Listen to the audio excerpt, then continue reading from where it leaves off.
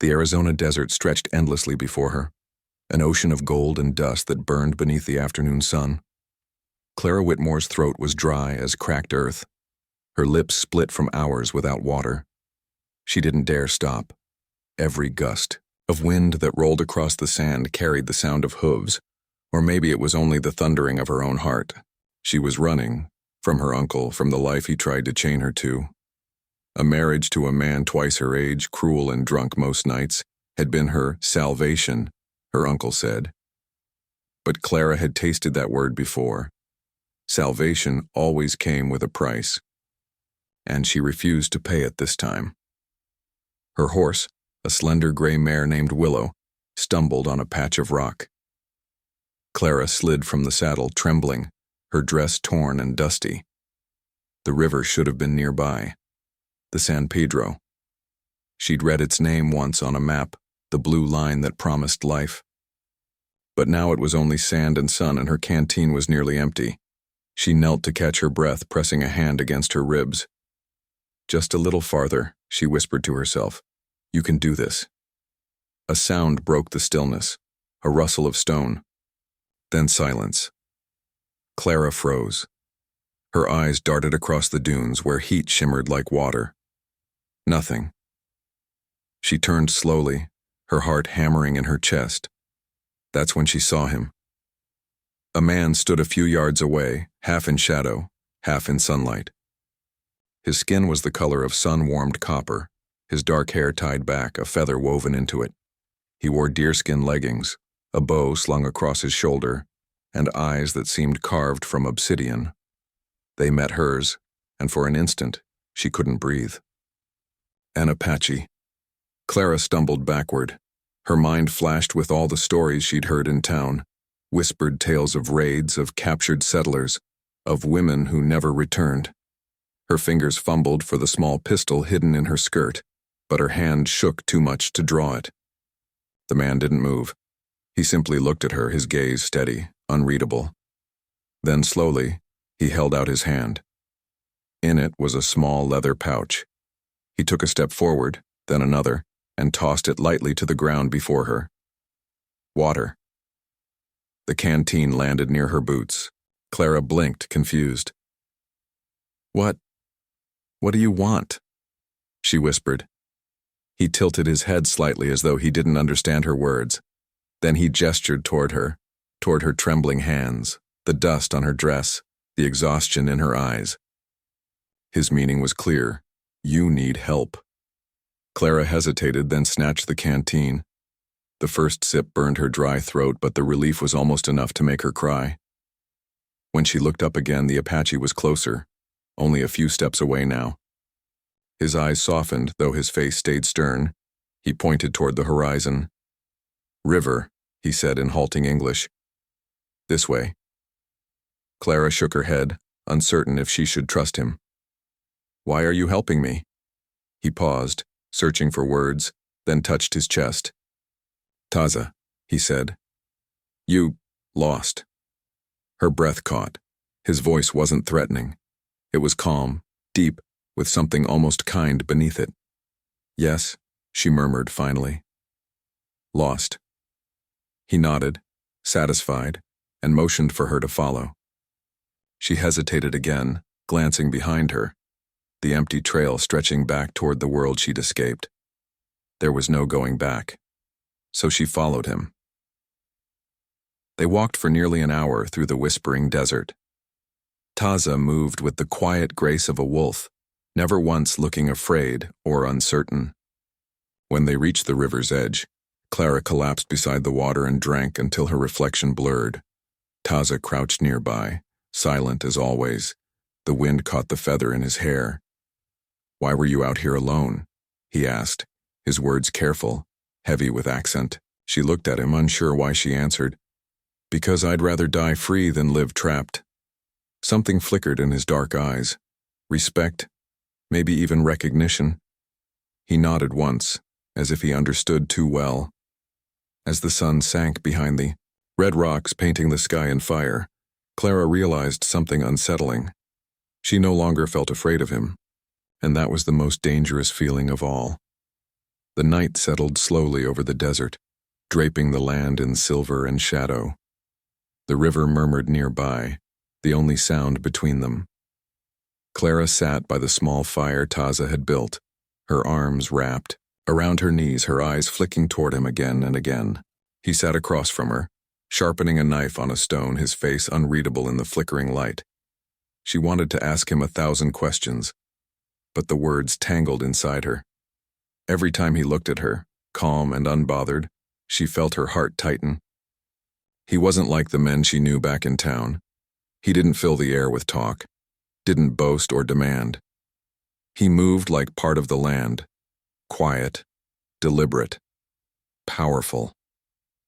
When he finally spoke, his voice was low. "You run from bad man?" Clara's fingers froze on the edge of her shawl. She looked at him, startled that he'd read her so easily. "How do you know?" Taza's eyes flicked to the bruises on her wrist, half hidden beneath the fabric.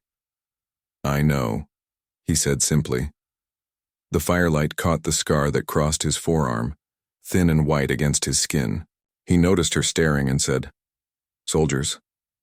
He didn't explain further, but he didn't have to. She understood. He had known violence too. She swallowed hard. "My uncle wants me to marry a man I despise. He says it's for my own good. I call that another kind of prison." Taza nodded once, then went back to his work. After a long silence, he said, "Men who hurt women are weak." His tone carried no anger, just certainty, like a truth carved in stone. The fire popped. Somewhere in the darkness, a coyote howled. Clara pulled her shawl tighter around her shoulders. "What will you do with me?" she asked softly, afraid of the answer. He looked up sharply. "Do with you?" She regretted the words the moment they left her lips. "I mean, why help me? You don't even know me." Taza's gaze held hers for a long moment. Then he said, "I saw you fall, alone. No one should die alone." Clara looked away, her throat tight. "I thought your people hated ours." He didn't answer at first. He stared into the flames, his expression far away. "Some do," he said finally. "Some hate because they have lost too much. My brother died because white men thought our land was gold." He paused. "But hate is heavy. I choose not to carry it." She didn't know what to say to that. The desert wind blew between them, cool and dry, carrying the scent of sagebrush. Taza rose and walked to the river. He filled a gourd and returned, setting it near her. "Drink," he said. "Tomorrow we go." "Go where?" "To high ground. Safe place." She frowned. "You mean into Apache territory?" He met her gaze steadily. "If you stay here, men find you. You die." His bluntness made her shiver. "And if I go with you?" His jaw tightened slightly. "You live." The certainty in his voice startled her. He wasn't offering a choice. He was giving her a lifeline, but still she hesitated. What if he was lying? What if those old stories were true? Taza seemed to sense her fear. He crouched in front of her, close enough that she could see the faint scar on his cheek and the reflection of the fire in his dark eyes. "You fear me," he said softly. She tried to deny it, but her voice caught. "I don't know what to think." He didn't touch her, didn't move any closer. "Fear is not bad," he said. "But listen to what it tells you." "Does it say I will hurt you?" Clara's heartbeat thudded in her ears. She looked at him, really looked, and realized the truth. No, it didn't. Her fear wasn't of him. It was of herself, of the strange calm she felt when he was near.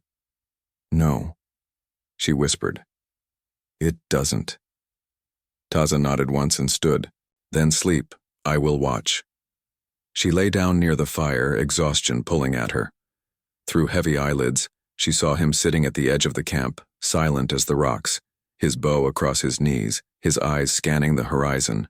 And as the stars wheeled overhead, Clara wondered what kind of man would guard a stranger all night without asking for anything in return. In the quiet rhythm of his breathing, she found the first peace she'd felt in years. And though she didn't know it yet, the man she feared was already becoming the one she needed most. The first light of dawn spilled over the red cliffs, brushing the desert in soft gold. Clara stirred awake to the sound of water trickling nearby and the faint rustle of movement. Taza was already on his feet, crouched low, scanning the sand with the careful eyes of a tracker. He didn't say a word at first, but the tension in his body told her enough. Something was wrong. "What is it?" she asked, rubbing the sleep from her eyes. He stood slowly, his bow in hand. "Riders," he said. 3, maybe 4. "They follow your trail," her heart lurched. "My uncle's men?" Taza nodded once. "They are close." Clara pushed herself to her feet, panic surging through her chest. "We have to hide." He raised a hand to silence her. "No hide here, too open." "We move." She gathered her few belongings, her fingers trembling. The sun was barely up and already the heat pressed down heavy and dry.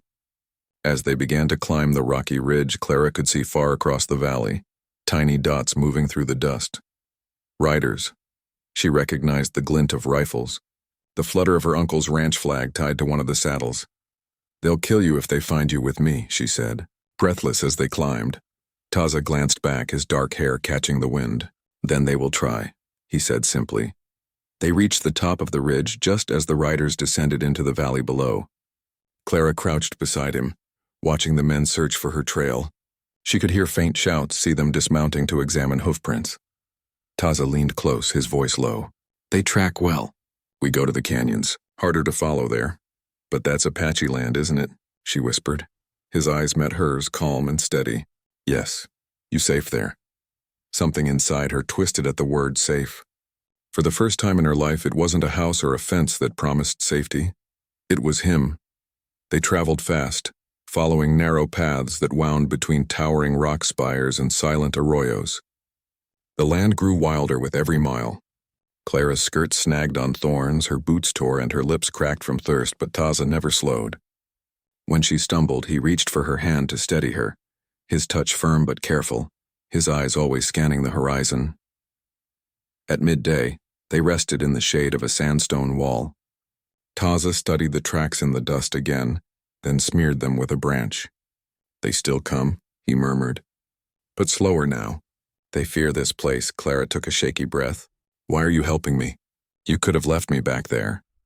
He looked at her for a long time, his expression unreadable.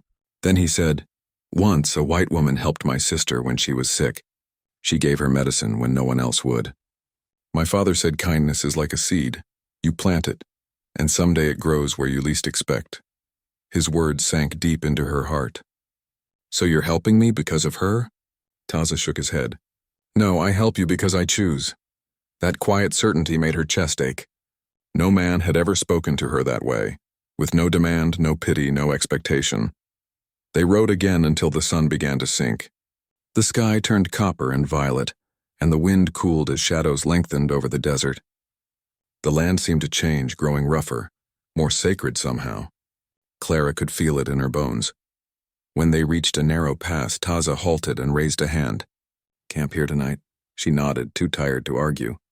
They built a small fire hidden by rocks. As Clara tried to rest, Taza sat nearby, whittling a piece of wood into an arrow shaft. After a long silence, she said softly, "If your people find me there, will they hate me too?" He didn't look up.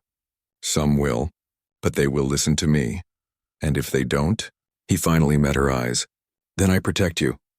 The way he said it, so calm, so absolute, sent a shiver through her.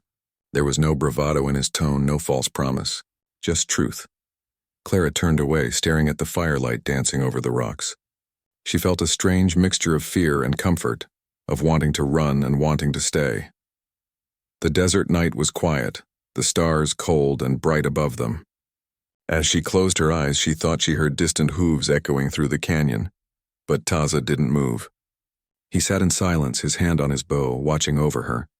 And though neither spoke it aloud, they both knew. By dawn, the hunters would be closer. By morning, the desert had turned from gold to gray. A windstorm rolled in from the west, fine grains of sand swirling like smoke, blinding, relentless. Clara had never known such fury from nature. The wind howled across the canyon, tearing at her dress and stinging her face. Taza gripped her wrist firmly. "This way!" he called over the roar. His voice, though half lost in the storm, carried authority that left no room for doubt. Clara followed, eyes squinting against the flying dust. The sky vanished behind a veil of grit. Each gust made her stumble, and more than once she nearly fell. Taza's hand never let go. His strength pulled her forward when her body wanted to collapse. When the storm grew unbearable, he guided her toward the side of a cliff, where a dark opening yawned between two boulders. "In here," he said, half shouting above the wind. It was a cave, small, dry, and mercifully still. Clara fell to her knees the moment they entered, coughing, shaking sand from her hair. Taza knelt beside her, checking her hands for cuts, brushing dust from her shoulders with surprising gentleness. His touch lingered for a heartbeat longer than it needed to. "Rest," he said quietly. She nodded, though her heart pounded for reasons that had nothing to do with exhaustion. Outside, the wind screamed and clawed at the stone, but inside, there was only the sound of their breathing, the faint crackle of a small fire Taza managed to build from dry brush tucked in his pack.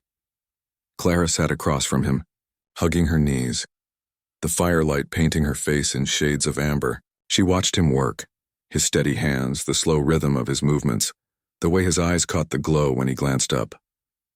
"Do you ever stop?" she asked softly. He looked puzzled. "Stop? Being so calm." "So sure." He tilted his head slightly. "The desert teaches patience," he said.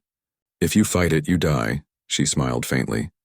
"Maybe that's why I never belonged in it." Taza studied her for a long moment. "You belong more than you think." Clara's breath caught. There was no teasing in his voice, no flirtation, just truth. And yet that truth stirred something deep inside her, a heat she didn't understand. To distract herself, she said, "You could have left me when the storm started. Why risk it?" He shrugged slightly. "Because I said I would protect you. But why? You don't even know me." His gaze softened and he leaned slightly forward, elbows resting on his knees. "I know fear when I see it. I know what it is to run from something that wants to own you." The words hit her like an arrow. Her throat tightened. "You've run too?" He nodded once. "From the soldiers, from war, from myself." Silence fell again, heavy but not uncomfortable. The air between them seemed alive with something unsaid. Clara looked away, staring at the dancing firelight, her chest rising too quickly. Then it happened. A spark leapt from the fire and landed near her skirt. Before she could react, Taza was there, slapping it out. His hand brushed against her thigh through the thin fabric. The touch was brief, accidental, but it sent a jolt through her. She looked up, startled. His face was close, so close she could see the small scar near his lip, the faint rise and fall of his breath. For a heartbeat, neither moved. The wind outside faded to a dull moan and time seemed to slow. Taza's eyes searched hers, full of something fierce and tender all at once. Clara's pulse hammered in her ears. She wanted to speak, but the words tangled on her tongue. Then she panicked, at her own feelings, at the heat rising in her chest. She pushed past him suddenly, stumbling toward the cave entrance. I need air," she stammered. "Clara." But she didn't stop. The storm had quieted, and the sky outside had turned pale and still. She stepped out, her breath shaking. What was happening to her? She had vowed never to trust a man again, never to feel this kind of pull. A moment later, Taza appeared behind her. He didn't touch her. He just stood there, his voice calm but low. "You are safe," he said. She turned toward him, eyes wet, hair tangled from the wind. "I don't understand what's happening," she whispered. He looked at her for a long moment, his voice barely above a whisper. "You feel the same thing I do, but not all storms come from the wind." Her breath caught. The truth in his words frightened her more than the desert ever could. As the sun broke through the last veil of dust, its light caught his face, and for the first time, she didn't see an Apache warrior or a stranger. She saw the man who had saved her, the one who had become the calm inside her storm. And though she tried to look away, her heart already knew. Running wouldn't save her from this. By the third morning, the desert softened around them. The wind had died, and the air carried the faint scent of mesquite and water. Clara's legs ached from days of riding, but Taza pressed on, leading her through narrow canyons where sunlight filtered down in golden stripes. When they reached the ridge overlooking a green valley, Clara stopped her horse in awe. Below lay a hidden world, cottonwood trees whispering beside a creek, small huts made from willow branches and hides, and smoke rising gently from cook fires. Apache women moved like quiet shadows between them, children chasing each other near the water. "You're home?" she asked softly. Taza nodded. "Yes, my people." Clara's stomach tightened. "And they'll accept me?" He didn't answer at first. "They will see you," he said finally. "Acceptance comes later." As they descended into the valley, heads began to turn. Men paused their work, and women drew their children close. The murmur that rippled through the camp was not welcoming. Clara could feel their eyes on her, some curious, some hard with mistrust. Taza dismounted and offered his hand. "Come," he said. Clara slid down, clutching her skirt, her heart pounding. A tall woman approached them first, dark hair braided with beads, her expression unreadable. She and Taza exchanged words in Apache, their tones sharp but not hostile. Then the woman turned to Clara. Her gaze swept her from head to toe before she spoke, her English surprisingly clear. "I am Suna," she said. "Taza's sister." Clara forced a nervous smile. "Clara Whitmore." Suna's eyes softened slightly, though suspicion lingered. "You are far from your people, Clara Whitmore." "Yes," Clara murmured. "And I think that's for the best." A flicker of amusement crossed Suna's face. "We will see." She turned to her brother, saying something that made him sigh, half in exasperation, half in surrender. Then Suna gestured for Clara to follow. Taza gave her a small nod. "Go with her. You will be safe," the word safe again. Clara wanted to believe it. Suna led her to a small hut near the edge of the creek. Inside it was dim but warm, lined with woven mats and clay jars. "You stay here," Suna said. "You eat, you rest." "My brother. He does not bring strangers here." "Not since—" She stopped, her gaze flickering with old pain. "Since?" Clara prompted gently. Suna hesitated. "His woman, she died. White soldiers burned our village. He blames himself." Clara's chest ached. "I'm sorry." Suna studied her carefully. "Do not be. Just do not break what is left of him." Then, without waiting for a reply, she left. Clara sat in silence for a long time, the words echoing in her heart. "Do not break what is left of him." Later, she stepped outside. The camp buzzed with life, children laughing, women grinding corn, men mending tools. She felt the weight of curious stares, but also glimpses of quiet kindness. A young boy brought her water. An older woman handed her a strip of roasted corn. Life here was hard, but real, without the pretense and cruelty of the white settlements she'd known. As the sun lowered behind the cliffs, Taza appeared, carrying a rabbit he'd hunted. He knelt near her hut, preparing it for cooking. Clara joined him wordlessly, helping as best she could. When their fingers brushed over the knife handle, she felt the same warmth that had frightened her before. But this time, she didn't pull away. "Your people are strong," she said softly. Taza glanced up, surprised. "You see that?" She smiled faintly. "I see how they live together. Not one command, not one voice. Everyone matters," he nodded. "That is our way. The earth gives to all, not just the loudest." They ate in silence, the firelight dancing between them. When the meal was done, Taza spoke again, voice quieter. "I told my father about you. He says you bring danger." Clara's breath caught. "And you? What do you say?" Taza stared into the fire, his face shadowed by thought. "I say danger was already here," he murmured. "But you brought something else too." "What's that?" He lifted his gaze to hers. "Peace," her heart stuttered. For a moment, neither moved.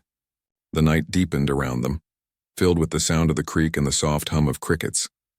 Clara knew she didn't belong here. Yet somehow, sitting beside him, she'd never felt more at home. And though Suna's warning lingered in her mind, Clara couldn't help but wonder, was she here to heal Taza? Or to be healed by him? The peaceful rhythm of the Apache camp had begun to seep into Clara's bones. Days passed in a quiet she'd never known before. She learned to grind corn beside Suna, to fetch water from the creek at dawn, and to listen rather than speak. The mistrust in the villagers' eyes slowly softened. The children even began to follow her, laughing when she tried to mimic their Apache words. But beneath the calm, a shadow waited. It came one morning when Taza returned from a hunt. His horse was lathered in sweat, his jaw tight, his bow slung over his shoulder.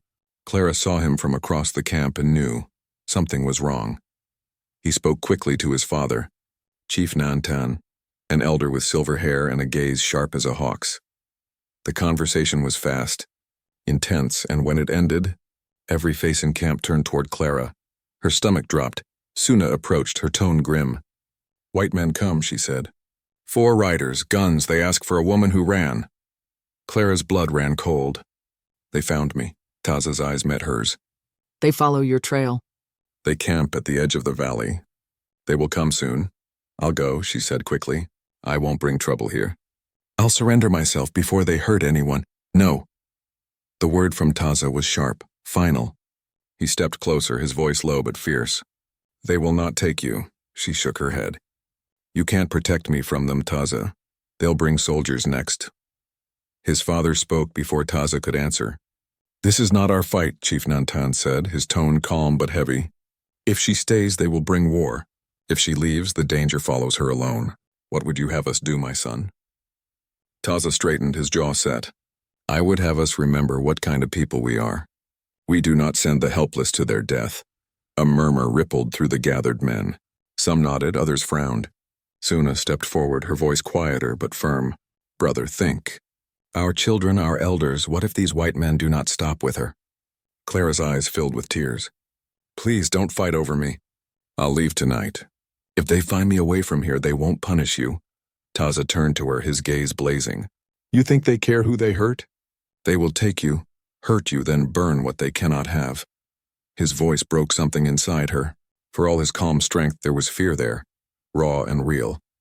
Chief Nantan raised a hand. "Enough, the sun decides for us tomorrow. Tonight we wait." The crowd dispersed reluctantly. Clara stood in silence as the chief walked away, his shoulders heavy with unspoken worry. When they were alone, Taza faced her. "You will not run," he said quietly. Her voice trembled. "And if your people suffer for me?" He looked toward the horizon, where a faint line of smoke curled into the sky, the enemy's campfire. Then he turned back to her. "I will speak to them. If they come, they speak to me first." "Taza," he cut her off gently. "I know what you want to say, but listen to me." His voice lowered, softer, rough around the edges. "You think I help you because I pity you. You are wrong." Her breath caught. "I help you," he continued, "because I cannot do anything else. Because when I saw you alone in the desert, I remembered myself. And because when I look at you now—" He paused, the muscles in his jaw tightening. "I do not see a stranger." The words sank deep into her chest. She didn't know what to say, so she said nothing. That night the camp was restless. Fires burned low. Warriors kept watch on the ridges. Clara lay awake inside her hut, staring at the roof of woven branches. The faint sound of drumming carried on the wind, slow and haunting. She stepped outside quietly, the moon lighting the valley in silver. Across the creek, Taza stood alone, bow slung across his back. His figure framed by starlight. She wanted to go to him, to tell him he was risking too much, that she wasn't worth this, but the look on his face stopped her. His expression was calm, resolute, but there was sorrow in it too. For the first time, Clara realized what his defiance would cost him. He wasn't protecting her because of duty anymore. He was protecting her because he'd already lost too much, and couldn't bear to lose her too. The night pressed heavy over the Apache Valley, filled with the sounds of crickets and the faint hum of the wind through the canyon walls. Every rustle felt louder, every shadow sharper. Clara couldn't sleep, not with the knowledge that the men hunting her were near. Her hands trembled as she gathered a shawl around her shoulders and stepped into the night. Across the camp, fires burned low. Warriors sat in silence, sharpening blades or murmuring in their own tongue. Fear and readiness had a scent, smoke, iron, and something ancient. She found Taza standing near the creek again, motionless, watching the stars as if they might offer him counsel. The moonlight painted his profile in silver, his expression unreadable. "Taza," she whispered. He turned slowly. "You should be sleeping." "I can't," she said, stepping closer. "Not when I know what's coming." His gaze softened. "Then you are like me." For a moment, neither spoke. The current of the creek whispered beside them, carrying with it the scent of wet earth and pine. Finally, Clara drew a breath. "You shouldn't be doing this for me," she said quietly. "You're risking your people, your life." "I don't understand why." Taza's eyes darkened. You still do not see? See what? He stepped closer, close enough that she could feel the heat of his breath. From the moment I found you in the canyon, I felt something I had forgotten existed. A pull I could not name. You were not afraid of me. You looked at me like I was a man, not a monster. Clara swallowed hard. You saved me. That's why I looked at you that way. No, he said firmly. You saw me. When others turn away, you did not. Even now you stand here when you should run. His voice trembled at the edge of something deeper, something dangerous and tender all at once. Clara's heart beat painfully in her chest. I don't want to be the reason you die. He gave a faint, almost broken smile. I have already died once. When my brother was taken by soldiers, I stopped living. You brought me back. Her breath caught. Taza. He stepped closer until only inches separated them. You say you feel something when you see me. Tell me, Clara, what is it? She looked away, unable to meet his gaze. It's wrong, she whispered. You're Apache. I'm white. The world doesn't forgive that. He reached out, gently lifting her chin with the back of his hand. The world does not sleep beside you when you wake from nightmares. The world does not ride through storms to save you. The world does not matter here. His words cracked her resolve like thin glass. The truth she had tried to bury for days surfaced all at once. When I look at you, she said, voice trembling, I feel safe. And that scares me more than anything. For a heartbeat, neither moved. Then Taza brushed a stray curl from her cheek, his touch slow, reverent, as if memorizing her. You should not fear safety, he whispered. I fear losing it, she replied. Their eyes locked, the silence thick and electric between them. The night around them seemed to hold its breath. Taza leaned forward slightly, his voice a low promise. Then do not run from it. Not from me, Clara closed her eyes. Her heart told her to stay. Her mind screamed to flee. But when he reached out, his fingers lightly brushing hers, she didn't pull away. Instead, she whispered, What if they come tomorrow? What if they find us? Then I will face them, he said simply. Because it is too late, she frowned. Too late for what? His answer came in a whisper that broke through the dark like a vow. Too late for me to stop loving you. Her breath hitched.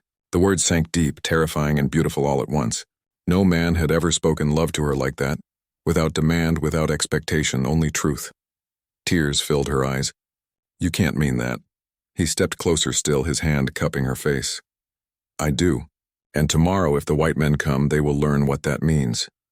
The night seemed to close around them, holding them in a fragile stillness. The world beyond the creek might be sharpening its blades, but for that moment, there was only the warmth of his hand and the fierce beat of two hearts that shouldn't have found each other, and yet did. And as dawn crept closer, Clara knew one thing with a terrible certainty. If Taza fought for her, he might die for her too, and that was a truth she could no longer bear. The first light of dawn crept across the canyon, spilling over the red rocks like fire. The world was still too still.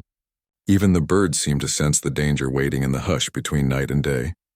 Clara hadn't slept. She sat by the dying embers of the campfire, her shawl pulled tight, her heart pounding with dread. Every sound, the crackle of wood, the whisper of wind, felt like a warning. Then came the first echo. Hooves. Distant but unmistakable. Within seconds, the Apache camp came alive. Warriors rose from the shadows, bows drawn, horses bridled. Women gathered the children and led them into the deeper caves that lined the cliffs. Smoke from the morning fires curled weakly in the still air. Taza strode into the clearing, his body painted for war. Black streaks marked his face, his chest bare except for a leather strap and his bow. He looked fierce, almost unrecognizable, but his eyes, when they met Clara's, held the same quiet fire. They're here, he said simply. Clara stood, her throat dry. Taza, please. You don't have to fight them. They just want me. He shook his head. They come with guns and greed. They will not stop at you. She took a step forward, grabbing his arm. Then let me go to them. If they see me alive, maybe they'll leave your people alone. He looked down at her hand on his arm, then at her face. His voice dropped low. If you go, they will not leave. They will only follow until there is nothing left of you, and I will not allow that. Before she could answer, a shout echoed from the ridge. 4 riders appeared, dust rising around them, rifles gleaming in the sun. She recognized the lead man instantly, Marshal Tom Avery, a man she once thought decent, now hardened by greed and whiskey. He cupped his hands and called out, "We know she's there.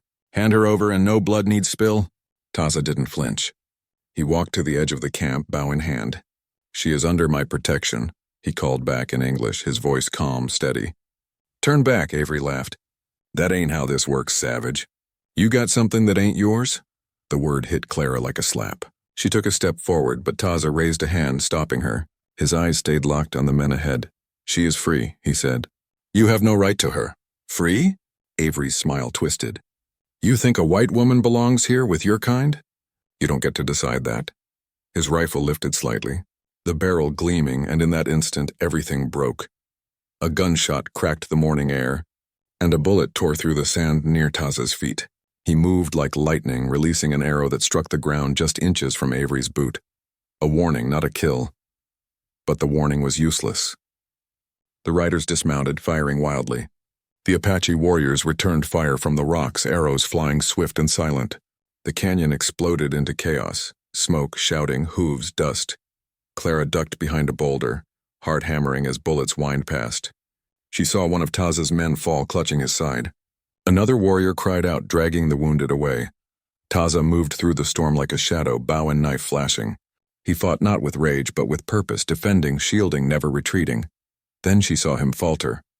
A shot rang out, and Taza stumbled, clutching his shoulder. "No!" Clara cried, running toward him before anyone could stop her. She reached him as he knelt behind a fallen horse, blood darkening his skin. "You're hit!" she gasped. He gritted his teeth. "Just a scratch." She tore at her shawl, pressing the fabric against his wound. "You shouldn't have done this. You should have let me go." He looked at her, his breath shallow but steady. "And if I had?" Tears streaked her cheeks. "You'd be alive. Your people wouldn't be dying for me." He caught her hand, pressing it against his heart. "We fight for what we love," he said softly. "That is life, not death." Another gunshot split the air. Avery was reloading, stalking forward, face twisted with fury. "You think you can hide behind him, Clara?" he shouted. "You come now, or I'll burn this whole camp to ash." Clara rose slowly, stepping out from behind the rock.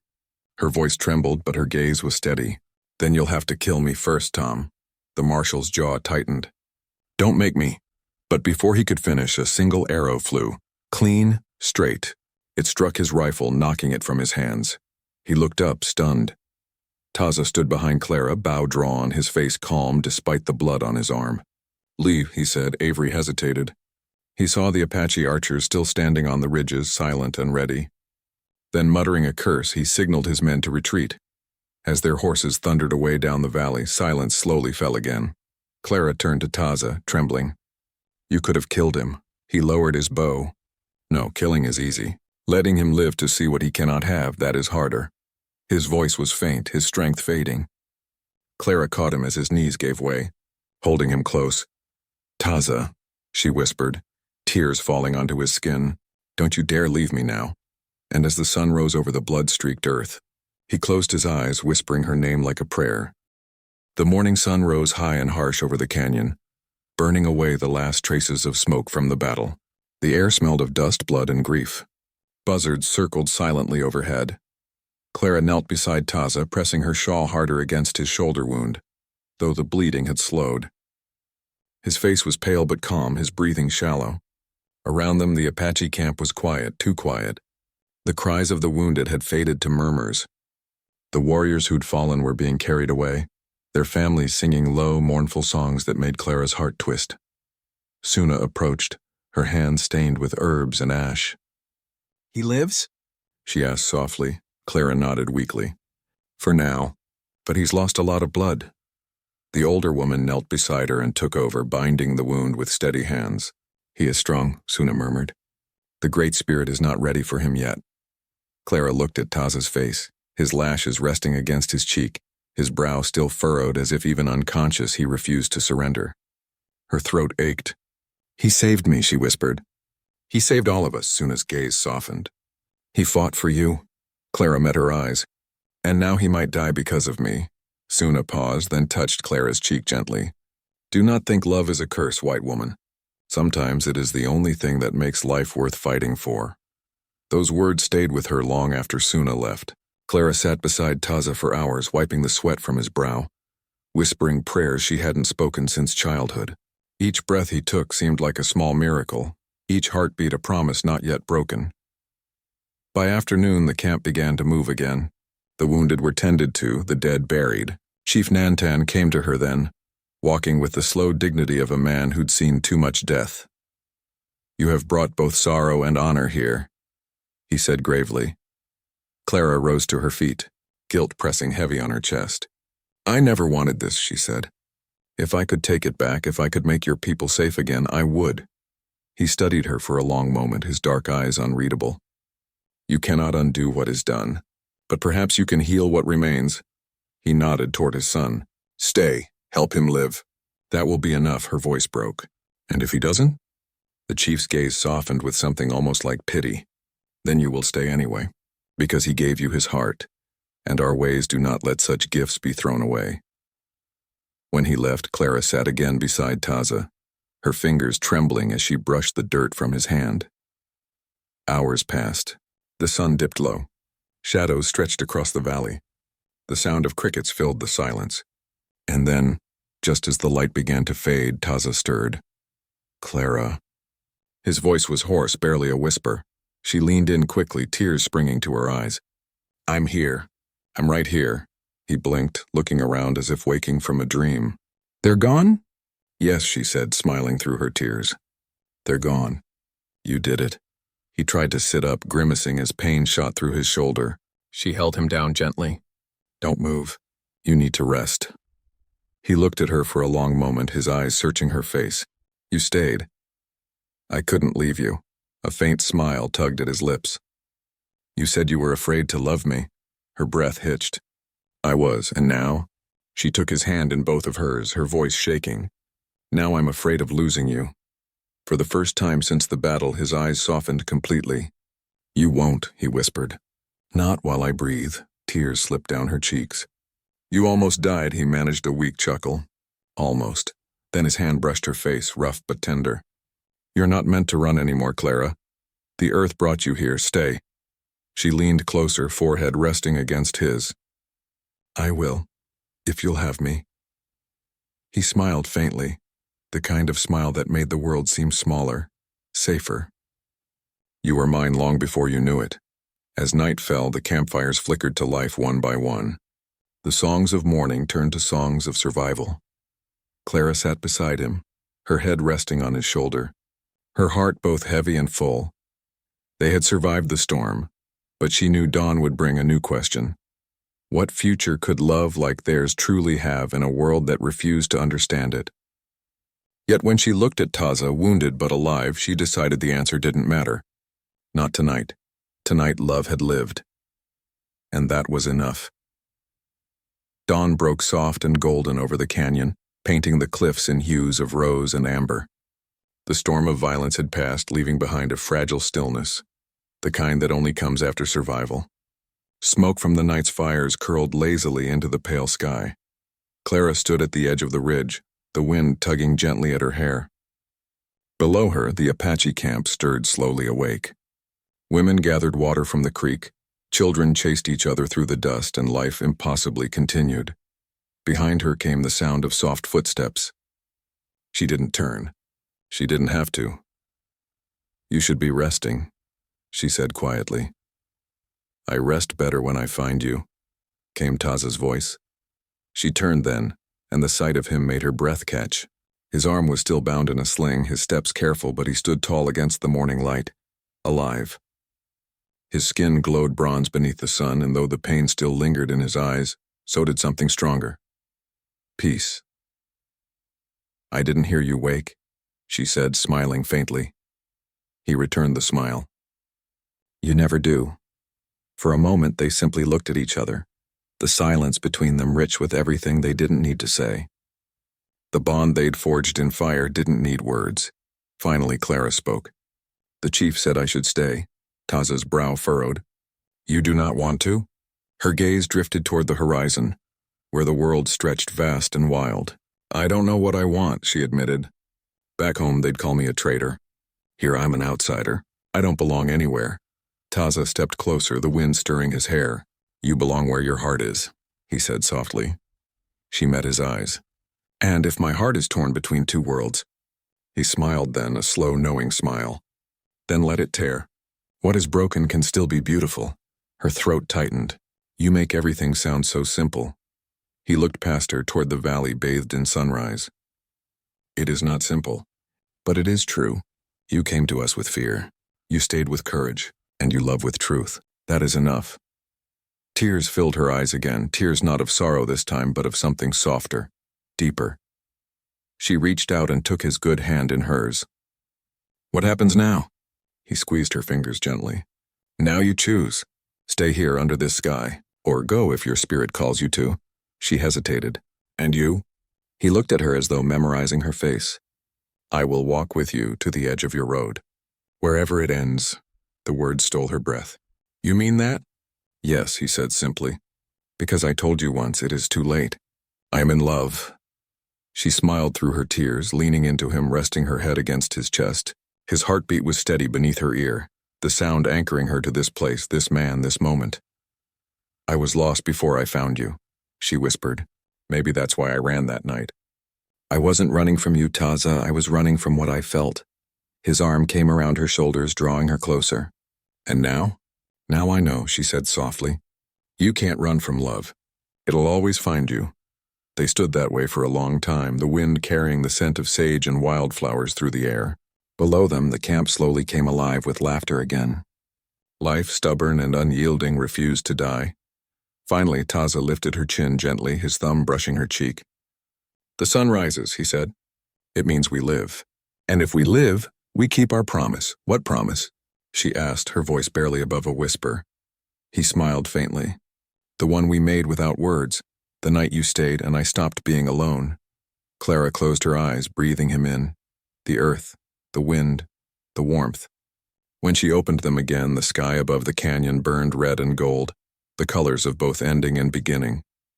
She took his hand, fingers intertwining with his. Then let's keep it, she said. For as long as the sun rises, he nodded once, his expression soft, unguarded. For as long as it rises, he echoed. And together they stood beneath the wide, wild western sky. A preacher's runaway wife and an Apache warrior bound not by tribe or law, but by the unspoken truth that had changed them both. Love, once found, could never be undone, and in that moment, with the red dawn blazing over the mountains, Clara finally stopped running.